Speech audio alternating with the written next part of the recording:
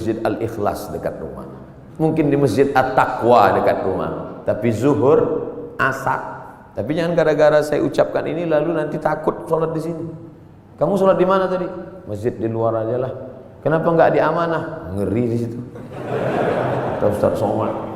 Masya Allah, hati terus dikonekkan, jiwa terus didekatkan. Kalau sampai jauh dia akan kering.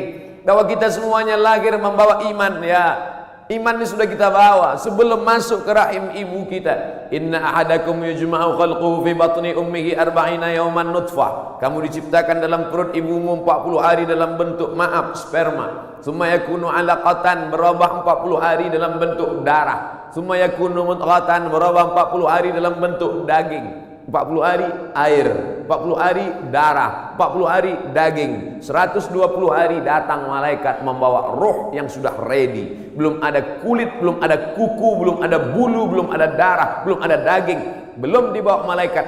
Kita sudah bersama berkumpul di alam roh, dan Allah bertanya ketika itu, alastu bi rabbikum, bukankah aku Tuhan kamu? Kita semua menjawab, bala syahidna, engkau Tuhan kami. Cuman ketika sampai ke dunia dia lupa. Karena lupa itulah maka dia disebut manusia. Karena manusia diambil dari kata nasya, lupa. Apa yang disampaikan Ustaz Somad tadi? Aku lupa. Kenapa kau lupa? Karena manusia. Kalau ingat terus namanya bukan manusia. Apa namanya? Panasonic. Ini yang merekam ini nggak akan lupa, ingat terus. Jangankan bapak ibu yang dengar ceramah, saya yang ceramah aja lupa apa yang saya sampaikan. Tapi saya diingatkan. Yang mengingatkan saya siapa? Jamaah. Ustaz kan ngomong gini dulu. Masa iya saya ngomong gitu? Ini MP3-nya, ini MP4-nya. Kamu dapat dari mana? Saya download Pak Ustaz. Di mana kamu download? Itu channel Ustaz Abdul Somad Official. Subscribe, like, and share. Jadi Masya Allah, internet ini luar biasa. Tadi bicara dengan Bapak Direktur Bintal, luar biasa merusak kepala anak-anak kita, hancur kepala ini. Ustaz Abdul Somad, perhatikan ini gambar otak yang habis ditabrak truk, pecah, berderai. Yang ngundang saya ini psikolog, ibu-ibu. Ustaz, sebelum Ustaz ceramah coba lihat gambar ini, hancur berderai kepalanya. Yang ini Pak Ustaz, kepalanya utuh, sehat, tapi isinya hancur sama seperti ini. Kok bisa begitu? Karena website, karena internet. Tapi saya tidak bisa salahkan juga semua internet, karena orang kenal saya dari internet. Mencaci maki saya juga di internet. Oleh sebab itu maka pisau internet bermata dua, satu ke atas, satu ke bawah. Dipotongkan ke ayam, bagus. Dipotongkan ke bebek, oke. Dipotongkan ke sapi, bisa jadi hewan kurban. Tapi kalau ke atas memotong leher dan urat nadi, dia bisa mati. Siapa yang bisa mengontrol sekarang? Kalau bukan iman dan takwa kepada Allah Subhanahu wa ta'ala. Maka saya bangga, Ustaz Abdul Somad, ini imam kita, ini khotib kita, pakai baju tentara. Kami yang sipil yang tidak punya seragam ini terus terang amat sangat bangga melihat bapak ibu menjadi khotib, melihat bapak ibu jadi imam, melihat bapak ibu menjadi orang yang sholat berjamaah. Dulu susah kalau mau menasihati orang, mari sholat, mari puasa, mari berjamaah. Sekarang saya tinggal simpel aja ngasih tahu, anak-anak SMA, anak-anak pesantren, lihat itu, bapak tentara sholat di masjid, bapak polisi pengajian. Ibu-ibu pun mudah sekarang nasihati anak-anaknya. Lihat tuh, pak polisi sholat di masjid, pak tentara sholat di masjid, angkatan udara sholat di masjid. Pistol mereka besi, bapakmu nggak punya pistol nggak sholat. Mudah memberikan motivasi, mudah memberikan semangat. Oleh sebab itu kebersamaan kita ini, apapun seragam yang kita pakai, itu hanyalah casing saja. Apapun jabatan kita, itu hanyalah jalan saja. Yang kita cari adalah keridhaan Allah Subhanahu wa ta'ala. Kalau berhasil kita melewati ujian-ujian seragam, ujian kekuasaan, ujian jabatan, ujian dunia, ujian popularitas ini sampai kepada puncaknya, maka insya Allah mati kita husnul khatimah. Tapi kalau gagal kita dengan ujian ini, bapak ujiannya beda, saya ujiannya beda.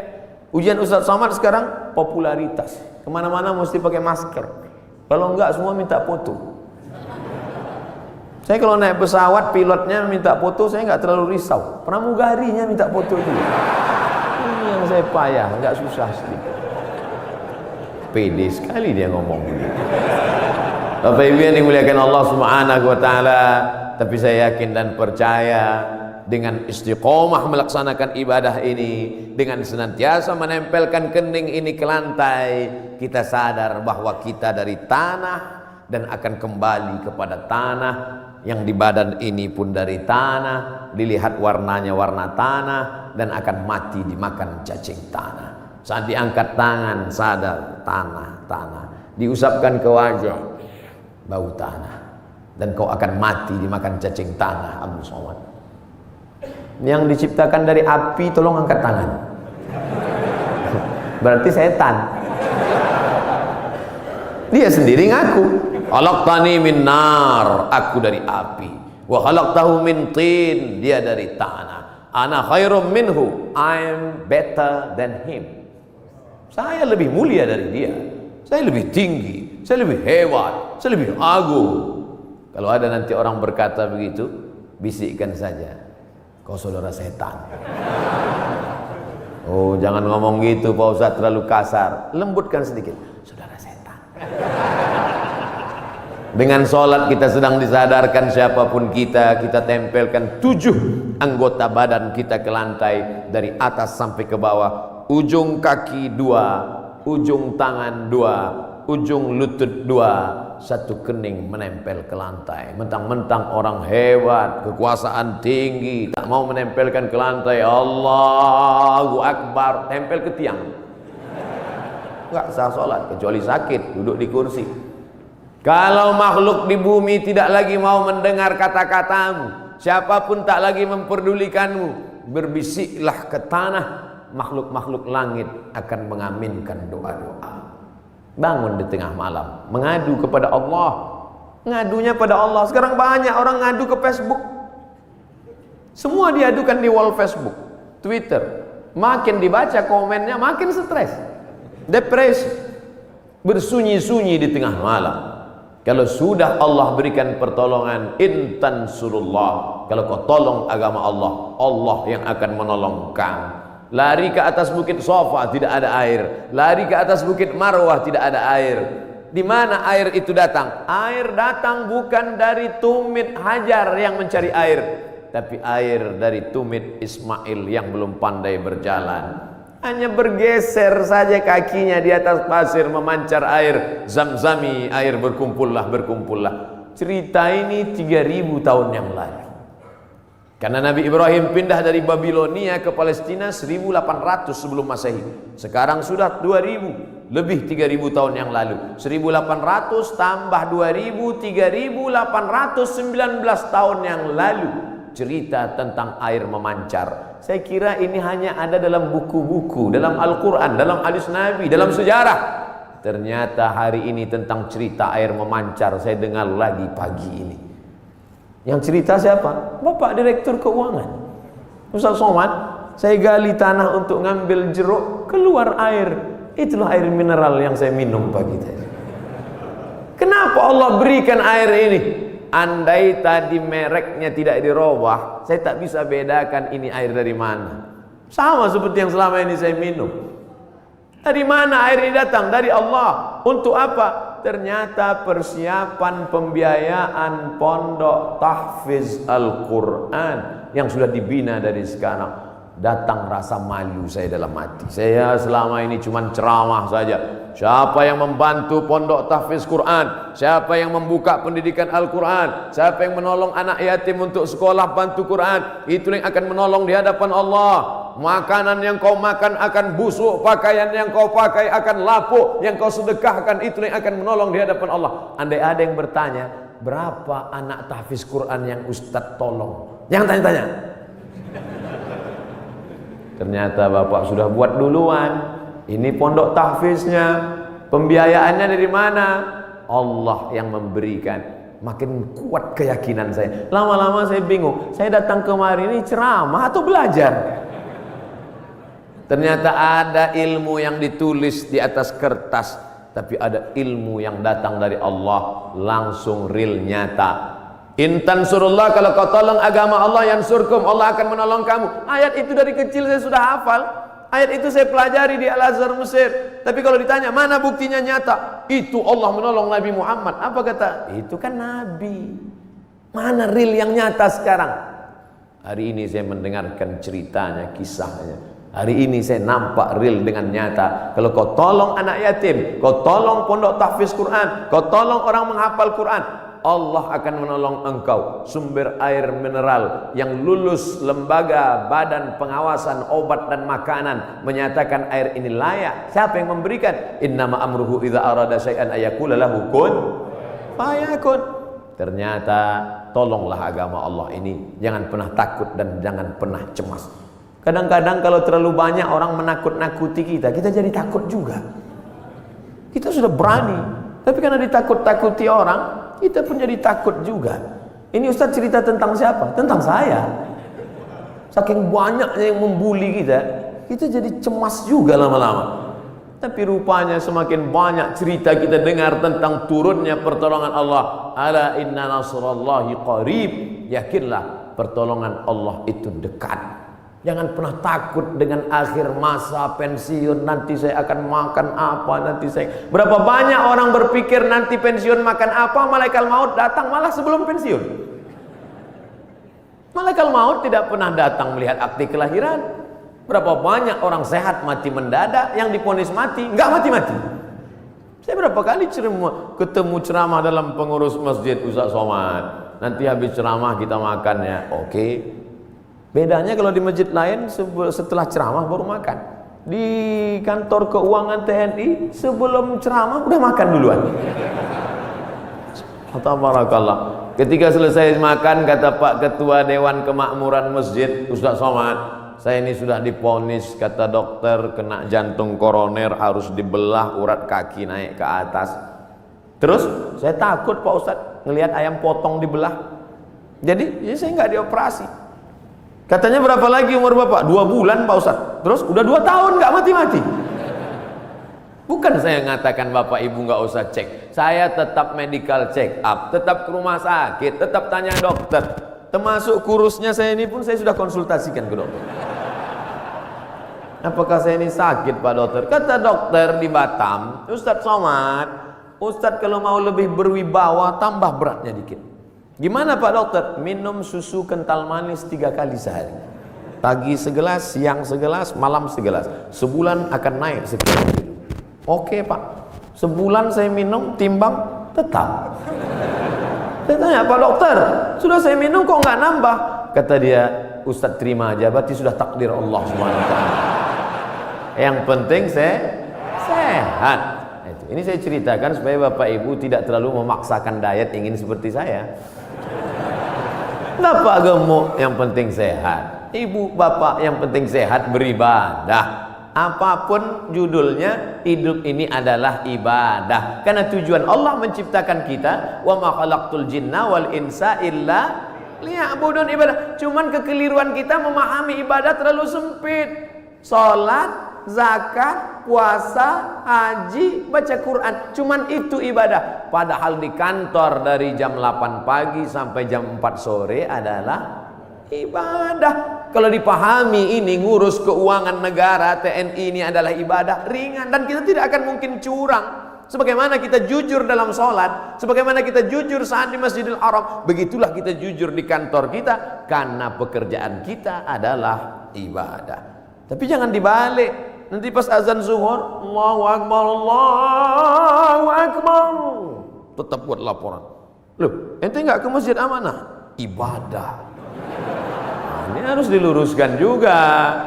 Ada ibadah mahdhah yang pure original, memang ibadah, ada rukunnya, ada syaratnya, ada wajibnya, ada sunatnya, memang ibadah. Sholat, puasa, itu ibadah. Tapi ada aktivitas sehari-hari bernilai ibadah.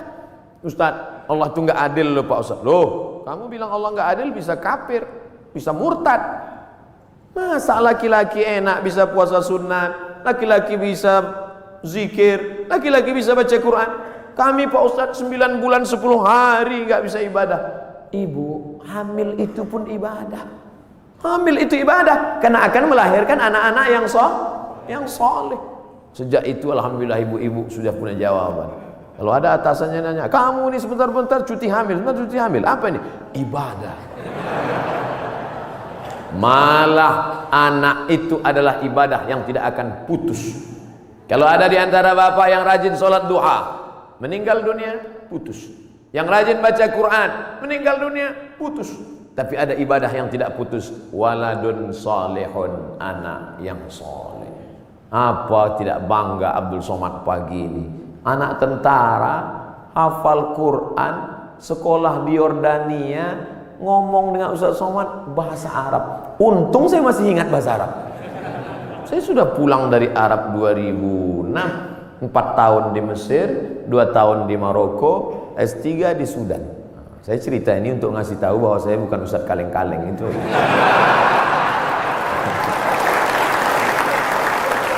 Kadang kalau ada orang cerita itu kita terlalu fokus pada kata-katanya. Sebetulnya di balik cerita itu yang penting, bukan kata-katanya itu. Perhatikan baik-baik. Saudara yang dimuliakan Allah SWT. Tapi kadang perempuan yang diingatnya bukan substansi maknanya, tapi katanya itu yang dia ingat. Makanya banyak perempuan terbuai oleh kata laki-laki, karena banyak laki-laki yang pandai menjual kata. Tapi kita harus pilih kata yang tepat, karena perempuan selalu mengingat kata yang tepat. Makanya Nabi tidak pernah panggil nama Aisyah. Nabi tak pernah panggil hei Aisyah, tidak. Tapi dia gunakan kata yang lembut. Ya Humaira, wahai engkau yang kulitnya putih kemerahan. Karena perempuan akan mengingat kata pujian itu. Ya Humaira, tentara yang tegas, tapi ketika bertemu dengan ibu-ibu Persid, Kartika, Chandra, Kirana, maka kalimat dia tidak kalimat perang. Tidak mungkin dia pakai siap, katanya. Tidak. Tapi dia pakai kata-kata yang lembut. Nabi Muhammad panglima perang, Nabi Muhammad tentara, tapi kepada perempuan apa kata dia kepada Aisyah? Ya Humaira, wahai engkau yang kulitnya putih kemerahan. Ustaz Somad, ya boleh saya panggil istri saya Humaira? Boleh. Tapi dia enggak putih, enggak apa-apa. Menyenangkan hatinya, apa salah? Ya Humaira, jangan terlalu jujur. Ini pulang ke rumah manggil ya Hajar Aswad. Ternyata di balik seragam yang tegas itu, di balik tubuh yang berotot itu, ada kata-kata yang lembut, yang memukau, yang luar biasa. Karena di balik laki-laki yang sukses ada perempuan yang luar biasa, dan mereka hadir bersama kita pada hari ini. Mudah-mudahan kebersamaan di dunia ini menjadi kebersamaan peran perempuan. Man ala salasa banatin, yang membesarkan 3 orang anak perempuan fa'addabahunna. Kenapa Ustaz udah 2 kali ngelihat jam? Tentara ini disiplin. Makanya saya udah dikasih tahu, Ustaz akan sampai jam sekian, sarapannya sampai jam sekian, foto-foto sampai menit sekian, peresmian jam sekian, ceramah jam sekian. Dan saya memang dari dulu disiplin. Di mana-mana ceramah 60 menit sesuai yang tertulis di botol 600 ml. Nggak pernah lebih, nggak pernah kurang. Tadi saya mulai jam 8.15, akan berakhir jam 9.15. Tapi ternyata ceramah di depan Bapak Ibu hari ini, waktu terasa begitu cepat berlalu. Sudah jam 9:05, 10 menit lagi berakhir. Padahal rasanya saya baru 5 menit aja di atas. Kata jamaah, Ustaz aja yang merasa cepat, aku udah lama kali udah. Bapak-bapak yang bagian ceramah, yang bagian kultum, yang bagian kata sambutan, itu pasti punya selalu ada rasa di hatinya. Kadang ada tempat itu kita ceramah terasa lama sekali. Kadang-kadang dilihat jam itu seperti tak bergerak. Tapi ada pula saatnya kita ngomong lancar, cair. Itu saya pribadi, itu tergantung jamaah yang mendengar. Kalau hati dia terbuka, itu kita lancar. Tapi kalau hati dia tertutup, apalagi mata dia tertutup, itu susah gitu. Terpaksa. Saya terus terang Bapak Ibu, ceramah ini dari pulang Maroko 2008, sekarang 2019, 11 tahun sudah masuk kantor, keluar kantor, kantor dinas, kantor badan, kantor polisi, kantor tentara, dari mulai Polres, Polsek, Polda, jumpa Pak Kapolri, jumpa dari mulai Dandim, Danrem sampai jumpa semua. Macam-macam udah saya rasakan. Ada kadang atasan itu duduk saya, dinaikkannya kakinya pas ke wajah saya. Ingat saya yang berkesan itu, ingat saya. Sampai mati saya nggak mau datang lagi. Ustadz dendam nggak? Ingat aja. Nah, pernah juga saya pas ceramah, saya sedang ceramah, mereka cekikikan di belakang, kiki. Lalu saya tutup aja, demikianlah tahu saya ini, saya pun pulang. Mereka nanya sampai ke parkir, kenapa Ustadz, ada apa? Saya bilang, la tu'alliqil jawahir fi a'naqil khanazir. Jangan gantungkan permata di leher babi. Karena babi tidak bisa membedakan mana pasir, mana permata, mana rambut, mana ijuk, mana rumput, mana ilalang, mana padi. Dia tak bisa bedakan. Tapi hari ini di depan bapak-bapak yang berseragam, jenderal-jenderal, bintang 1, luar biasa. Itu aja yang saya tahu bintang, yang lain saya tak tahu. Saya merasa dihormati, dimuliakan, ceramah saya didengar. Pernah juga saya ceramah di salah satu kantor. Waduh, ramai, hebat. Begitu selesai ceramah, semuanya merebut absen. Rupanya di absen atas. Ketakutan. Tapi hari ini saya merasakan ada ketulusan. Mudah-mudahan amal kita ini karena Allah Subhanahu. Dari bunyi aminnya bisa saya tangkap, memang betul. Jadi bahwa masjid ini sudah diresmikan, sudah dibuka, sudah dilaksanakan sholat berjamaah, nikmat terbesar. Selesaikah? Belum. Ada yang paling penting, istiqomah. Tapi ketika saya ceramah tentang istiqomah, marilah kita istiqomah. Selesai ceramah, datang panitia, Ustaz terlalu banyak nyebut istiqomah. Istiqomah sudah punya suami Pak Ustaz. Istiqomah yang kita maksudkan adalah angin datang, ombak memecah, angin puting beliung, tapi kita tetap melaksanakan sholat berjamaah. Karena ini yang bisa menolong kita. Yang lain tak bisa menolong saat malaikat maut mencabut nyawa. Yang bisa meringankan itu hanyalah la ilaha illallah Muhammadur Rasulullah. Yang belum membuat apa yang sudah dibuat, ini menjadi inspirasi. Mesti ada dalam hati berniat, kalau aku punya jabatan itu nanti, kalau aku punya harta itu nanti, kalau aku punya tanda tangan itu nanti, aku akan buat seperti ini. Jangan diucapkan, takut tergigit lidah, camkan dalam hati. Kalau nanti aku bisa begini, aku akan sekolahkan anak yatim. Aku terinspirasi dengan ceramah Ustadz tadi, ternyata Allah tolong rezeki berlimpah kalau sekolahkan anak yatim. Pulang dari sini jam 4, jam 5 nanti sore, mampir ke panti asuhan, tanya, saya belum bisa buat panti di rumah, tolong ke sini. Berapa anak yatim di sini Bapak panti, saya mau ngasih beras kemari. Untuk semuanya Pak? Enggak, 3 kilo aja.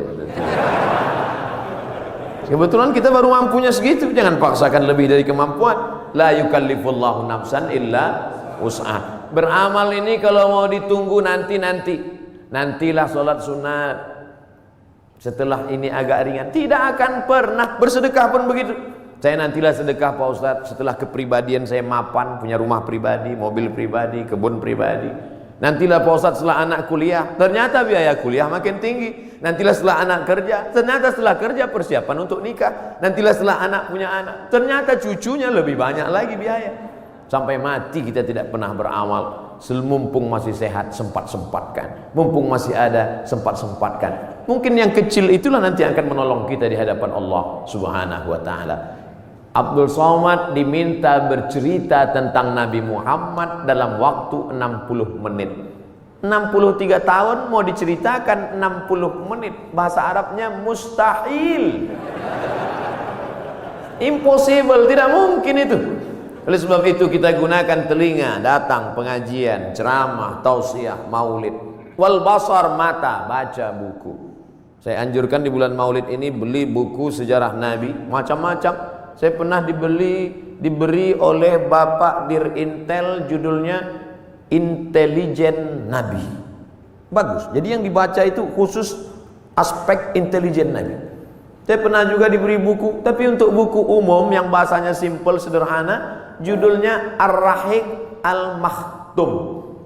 Tidak diterjemahkan ke bahasa Indonesia judulnya. Memang itu judulnya, Ar-Rahiq Al-Makhtum, tapi isinya bahasa Indonesia. Ditulis oleh seorang pemenang Nobel Sejarah Islam Internasional dari India, namanya Syekh Safiur Rahman Al-Mubarak Furi. Dulu bukunya saya beli 44.000, soft copy, soft cover. Kalau harganya naik bukan tanggung jawab saya. Beli. Nanti kita mati, anak kita buka lemari, menangis dia melihat buku, ternyata papa meninggalkan buku tentang Nabi. Pertama dia nangis karena ada warisan tentang Nabi. Yang kedua dia nangis bukunya masih di sampul plastik. Tapi nggak apa-apa. Tanamkan cinta Nabi pada anak-anak kita, supaya sebesar apapun jasa kita, anak kita lebih hormat Nabi daripada kita. Kenalkan anak kita dengan Nabi. Tadi sebelum kemari saya ketemu dengan sahabat-sahabat dari artis. Kalian tidak bisa ceramah, buat film animasi, buat film cerita tentang Nabi. Nusa dan Rara, cerita tentang Nabi untuk anak-anak kita. Kan nggak mungkin anak-anak itu saya ceramah tentang Nabi. Kumpulkan anak 5 tahun saya ceramah, Assalamualaikum Rasulullah. Nggak peduli mereka, sesuai dengan bahasa mereka masing-masing. Ibu-ibu dengan video pendek share di grup-grup WhatsApp, anak-anak dengan video-video animasinya, bapak-bapak dengan ceramah khutbah Jumatnya. Tapi yang paling penting adalah perbuatan kita, tindak tanduk kita mencerminkan Muhammad sallallahu alaihi wasallam. Biasanya Ustaz Somad kalau ceramah itu pakai poin 1, 2, 3. Di sini tidak, karena saya berhadapan dengan jamaah yang smart. Ustadznya Somad. Jamaah sudah bisa menyimpulkan sendiri. Apalah kesimpulan ceramah Ustaz Somad tadi? Kesimpulannya adalah hidup adalah ibadah. Maka setiap detak jantung, hembusan nafas, langkah kaki, ayunan tangan, bisikan telinga, kedipan mata, semuanya mesti bernilai ibadah. Kalau bergerak, geraknya adalah zikir. Kalau diam, diamnya adalah fikir. Berzikir dapat pahala, berpikir pun dapat pahala. Makanya kalau ada teman di sebelah dari tadi diam aja, berarti dia sedang berfikir. Sampai meleleh Pak Ustaz. Waktu-waktu kosong diisi dengan Allahumma sholli ala sayyidina Muhammad wa ala ali sayyidina Muhammad. Allahumma sholli ala sayyidina Muhammad wa ala ali Muhammad. Allahumma sholli ala sayyidina Muhammad wa ala Muhammad. Ketika terjadi tsunami, dicarilah makam-makam yang tertimbun. Ada satu makam belum dikebumikan, jasad di balik-balik kayu batu ditemukan jasad seorang tentara masih berbaju seragam. Sudah seminggu jasadnya tidak busuk, utuh. Semua orang heran. Dia bukan ustadz, bukan penghafal Quran, manusia biasa. Apa yang membuat jasadnya tidak busuk, harum semerbak? True story, kisah nyata. Dicari teman-temannya, apa yang membuat? Dia tidak pernah mau membicarakan aib orang lain. Setiap ada orang-orang cerita aib, dia pergi atau diam dan selalu berzikir. Allah jaga jasadnya dari cacing tanah, Allah jaga jasadnya dari bakteri sehingga tidak tercium bau aroma bangkai, karena dia selalu menjaga aib orang lain. Amal kecil, simple, sederhana yang disangka tidak apa-apa, tapi ternyata besar di hadapan Allah Subhanahu wa ta'ala. Sebelum kita berdoa, saya minta request satu doa. Dimanapun Bapak Ibu berada, doakan Abdul Somad supaya mati husnul khatimah.